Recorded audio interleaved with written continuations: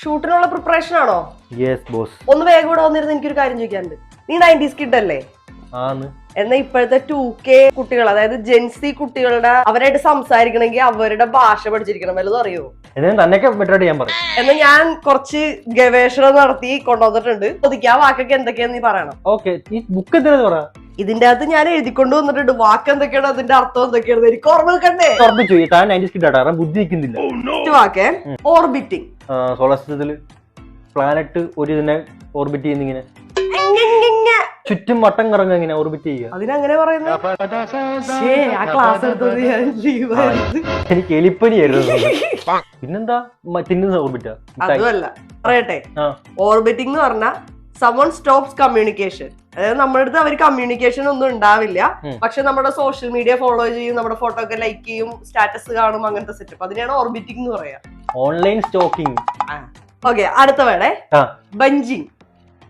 Benching മറ്റേ bench press അല്ല. പിന്നെ ബെഞ്ചിങ് മീൻസ് എന്തുവാ?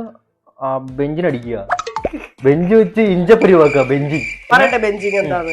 ഒരാളായിട്ട് നീ റിലേഷൻഷിപ്പിലാണ്, പക്ഷെ നീ അയാളായിട്ട് ബ്രേക്കപ്പ് ആയാലോന്ന് ഓർത്തിട്ട് ബാക്കപ്പ് ആയിട്ട് ഒരാളോട് സംസാരിച്ചോണ്ടിരിക്കുന്നതാണ് ബെഞ്ചിങ്.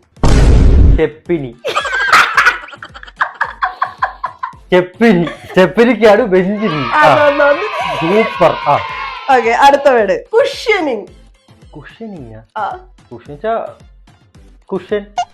മെറ്റല്ല, മറ്റേ നമ്മുടെ സോഫയിലുള്ള കുഷ്യൻ, പഞ്ഞി പോലെ. ബെഞ്ചിങ് അതാണെങ്കിൽ കുഷ്യനിങ് എന്തായിരിക്കും? ബെഞ്ചിങ് മറ്റേ സ്റ്റെപ്പിനി ആണെങ്കിൽ കുഷ്യനിങ് സ്റ്റെപ്പിനിയുടെ അമ്മ വിളക്കുന്നു. പിന്നെന്താണ്? ഇപ്പൊ ഞാനിപ്പോ ലക്ഷം വിചാരിച്ചു, അപ്പൊ ആ പെണ്ണ് പോയാൽ തോന്നി ഞാൻ വേറൊരു പെണ്ണ് നോക്കും. ആ പെണ്ണ് പോയാൽ തോന്നി ആ പെണ്ണ് അമ്മ വിളക്കാൻ പോണേ. അതാണോ കുഷ്യന്? ഏറെക്കുറെ കറക്റ്റ് ആണ്, പക്ഷെ പെണ്ണിന്റെ അമ്മേനെ വിളക്കാൻ പോകുന്നതല്ല. അങ്ങനെയാ. ബെഞ്ചിങ് എന്ന് പറഞ്ഞിട്ടുണ്ടെങ്കിൽ ഒരാളായിട്ട് റിലേഷൻഷിപ്പിലുള്ളപ്പോ പോയാലാന്ന് ഓർത്ത് വേറൊരാളായിട്ട് ഫ്ലേർട്ട് ചെയ്യുന്നതാണ്. കുഷ്യനിങ് എന്ന് പറഞ്ഞാൽ വേറെ ഒരാളായിട്ടല്ല, മൾട്ടിപ്പിൾ പേഴ്സണ് ബാക്കപ്പ് ആയിട്ട് വെക്കുന്നതാണ് കുഷ്യൻ. മനസ്സിലായ? സ്റ്റെപ്പിനികൾ. അടുത്തത് ബ്രെഡ് ക്രംബിംഗ്. നമ്മുടെ ബ്രെഡ് വാങ്ങിച്ച് കമ്പി കുത്തി കറക്കി ചവിട്ടി. അതല്ല, ബ്രെഡ് ക്രം അറിയട്ടെ. ബ്രെഡിന്റെ പിന്നെ പൊടിഞ്ഞു പോണ ക്രംബില്ലേ, ചെറുത് തരി പൊടിഞ്ഞു എടുത്തില്ല, അതിനാണ് പറയുന്നത് ബ്രെഡ് ക്രംസ് എന്ന് പറയുന്നത്. അത് നീ ജെൻസിയുടെ ഇതായിട്ട് കലർത്തിയിട്ട് എന്തായിരിക്കും അതൊന്നും ആലോചിച്ച് പറ. ഞാൻ അപ്പോഴേക്കും സ്റ്റാൻഡി വെക്കട്ടെ, എനിക്ക് ചിരി വന്നിട്ട് കൈ പറയും. ഇപ്പൊ ജെൻസി പറയുകയാണെങ്കിൽ ഒരു കുടുംബം ഹിന്ദി അറിയാൻ പാടില്ല. അത് ശരിയാ. ഇത്രയും നോക്കിയിട്ട് ഇത് ഓർത്തു വെക്കാൻ പോലെ ഒരു 10 വാക്ക് ഓർത്തു വെക്കാൻ പറ്റുന്നില്ല സിനിമയ്ക്ക്. ബുക്ക് കൊണ്ടൊക്കെ ബുദ്ധിമാനേക്കുള്ളതാണ്. അറിയോ എന്താ ബ്രെഡ് ക്രംബിംഗ്?